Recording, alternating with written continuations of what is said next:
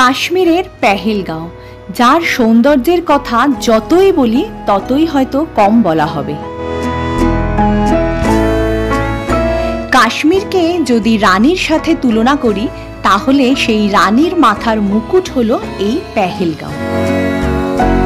বরফে মোড়া পাহাড়, সবুজ ঘাসে ভরা উপত্যকা, স্বচ্ছ জলের নদী, কি নেই এই পেহেলগাঁওতে।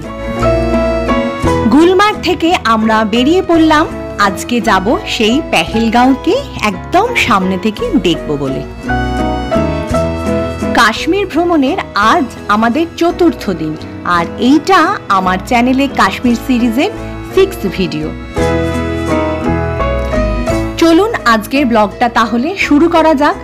লাইফ জার্নি উইথ স্বাতীর আর একটা নতুন কাশ্মীরি ব্লগে আপনাদের সবাইকে ওয়েলকাম করছি আমি স্বাতী।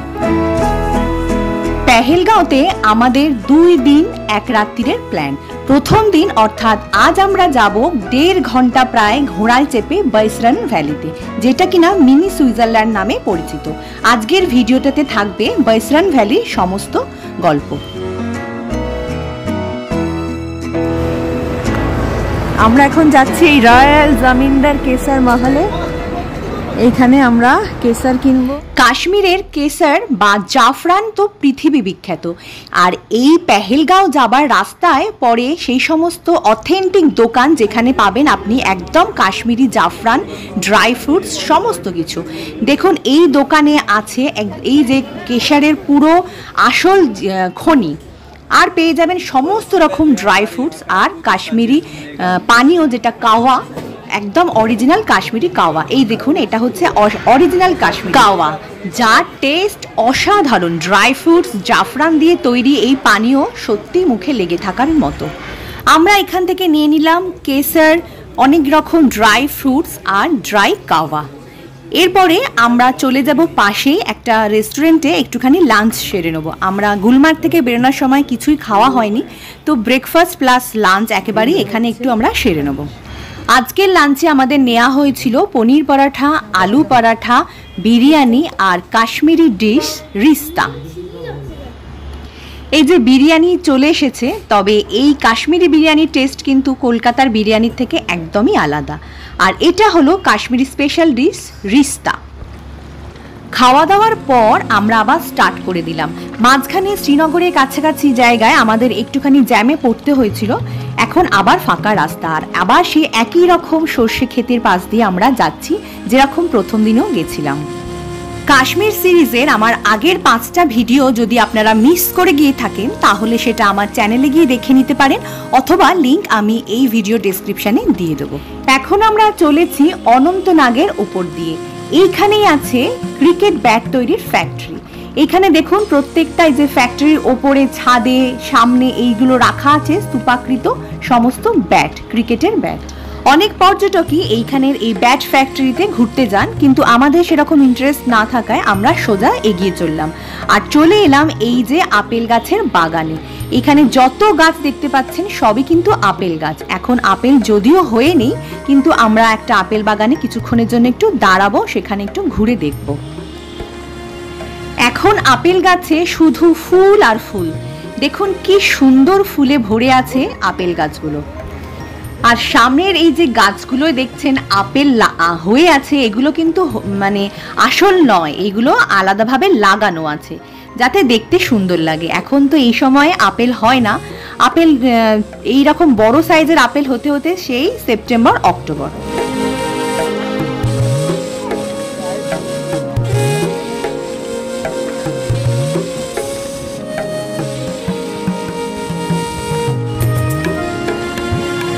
আপেল বাগানে ঘুরছি আমরা এখন। আপেল গাছে অনেক ফুল এসেছে,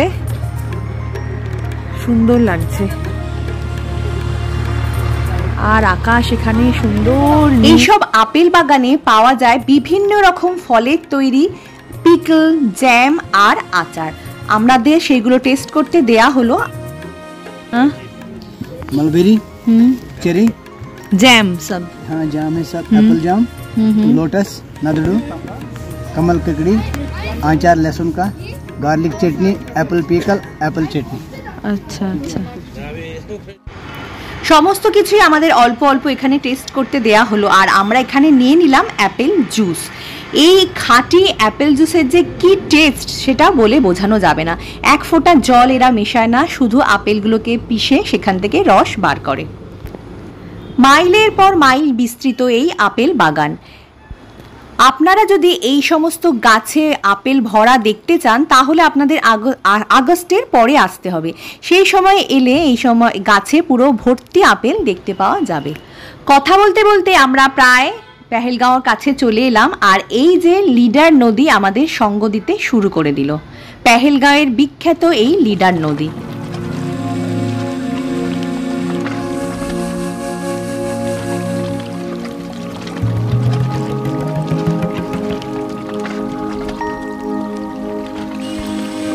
এই পেহেলগাঁও থেকেই শুরু হয় পবিত্র অমরনাথ দর্শনের যাত্রা। তো রাস্তার ধারে ধারে দেখতে পারবেন সেই জন্য যাত্রীদের ওয়েলকাম করার অনেক পোস্টার, অনেক ব্যানার।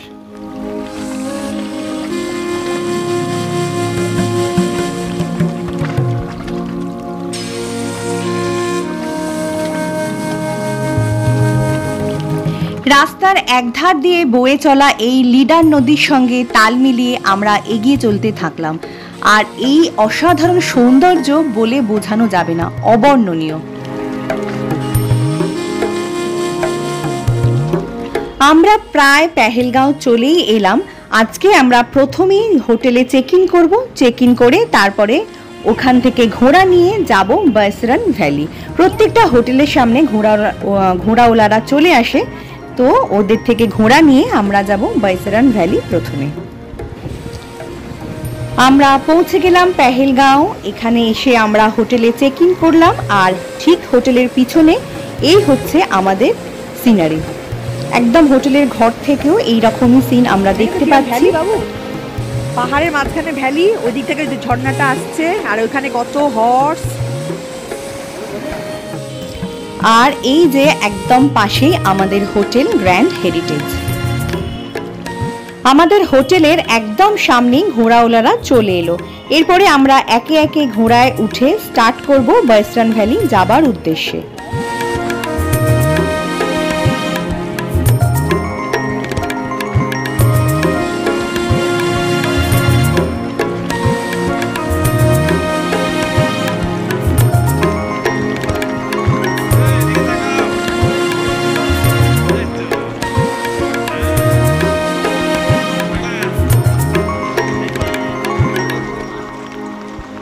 প্রায় দুপুর 3টে নাগাদ আমরা স্টার্ট করে দিলাম টুয়ার্ডস বৈসরন ভ্যালি। এইখানে একটা কথা বলে রাখি, বৈসরন ভ্যালি যাবার রাস্তাটা কিন্তু বেশ খারাপ, এবং আপনারা ঘোড়ায় উঠলে সবসময় বলে দেবেন যে আপনারা মেইন রোড দিয়ে যেতে চান, তাহলে রাস্তাটা তাও একটু ঠিকঠাক থাকে। বেশিরভাগ সময় ওরা একটা শর্টকাট রাস্তা নেয় যেটা খুবই খারাপ এবং বেশ বিপজ্জনক। এখানে আমরা শুরুতেই জুতো এখান থেকে ভাড়া নিয়ে নেব, কারণ রাস্তায় এতটাই কাদা থাকে যে কাদা ছিটকে ছিটকে আপনার জামা একদম নষ্ট হয়ে যায়।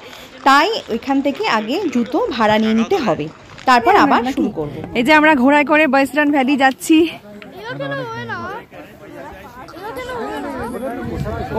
ওইদিকে কাশ্মীর ভ্যালি। ঘোড়াওয়ালারা আপনাকে বেশ কয়েকটা পয়েন্ট দেখাতে দেখাতে নিয়ে যাবে। সেই রকম একটা পয়েন্টে এখন দাঁড়িয়েছি, এটা হলো কাশ্মীর ভ্যালি। বেশিরভাগ সময় আমি সত্যি কথা বলতে ভীষণ ভয়ে ছিলাম, ক্যামেরা বার করতে পারিনি ফোন, কারণ রাস্তাটা এতটাই খারাপ ছিল, এতটাই কাদায় ভর্তি যে ফোন হাত থেকে একবার পিছলে গেলেই পুরো কাদার মধ্যে ডুবে যাবে, যেখান থেকে আর পাওয়া যাবে না। বৈসরন ভ্যালিতে আমরা চলে এসেছি। এই যে বৈসরন ভ্যালির এন্ট্রি পয়েন্ট। আমরা এই অবধি ঘোড়াতে এসেছি। এই যে ঘোড়ায় এত দূর আসে, তবে রাস্তাটা সত্যি কাদা খারাপ, তবে মেইন রোড থেকে এলে এতটা খারাপ হবে না।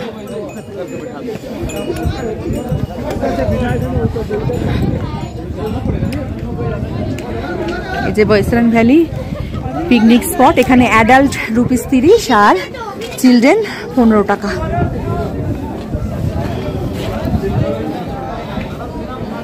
দারুণ, অসাধারণ সুন্দর।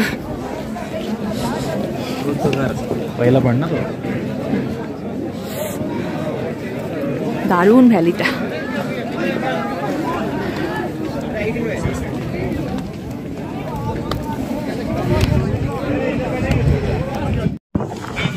বাইসরান ভ্যালি অসাধারণ, এত সুন্দর ওয়েদার, এত সুন্দর ভিউ, দুর্ধর্ষ লাগছে।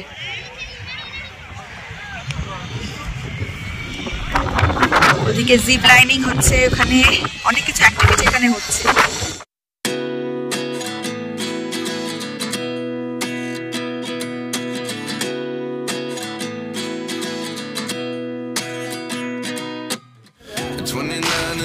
Myself wondering what did happen to the last 10. I ran away with my life, fast forward, never turn back again. এই হলো সেই মিনি সুইজারল্যান্ড। কিন্তু আমি ভারতবর্ষের কাশ্মীরকে অন্য কোনো জায়গার সঙ্গে তুলনা করতে রাজি নই। কাশ্মীর হলো কাশ্মীর, কাশ্মীরের তুলনা সে নিজেই, তার তুলনা অন্য কোনো কিছুর সাথে হতেই পারে না। কিছুদিন আগে পর্যন্ত এই ভ্যালি বরফে ঢাকা ছিল, আর এখন বরফ কাটিয়ে সবুজের দেখা মিলছে। কিছুদিন পরে জুন জুলাই মাসে এই সবুজটা আরো গাঢ় হয়ে যাবে। এখানে কাশ্মীরি পোশাক ভাড়ায় পাওয়া যাচ্ছে, অনেকেই এখান থেকে ভাড়া নিয়ে এই পোশাক পরেন, ফটো তোলেন, এনজয় করেন। আর এখানে বাচ্চা থেকে বড় সবার জন্য আছে অনেক রকম অ্যাক্টিভিটির ব্যবস্থা, আর আছে জিপ লাইনিংও।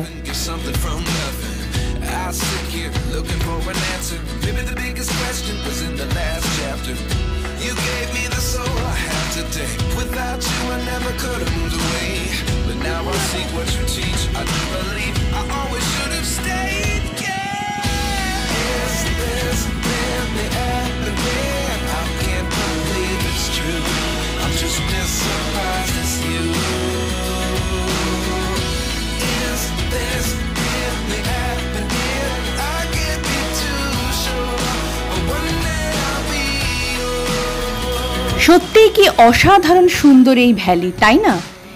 দারুণ সুন্দর একটা ওয়েদারও আমরা পেয়েছি, তাই জন্য ভ্যালির সৌন্দর্যতা আমরা দারুণভাবে উপভোগ করলাম।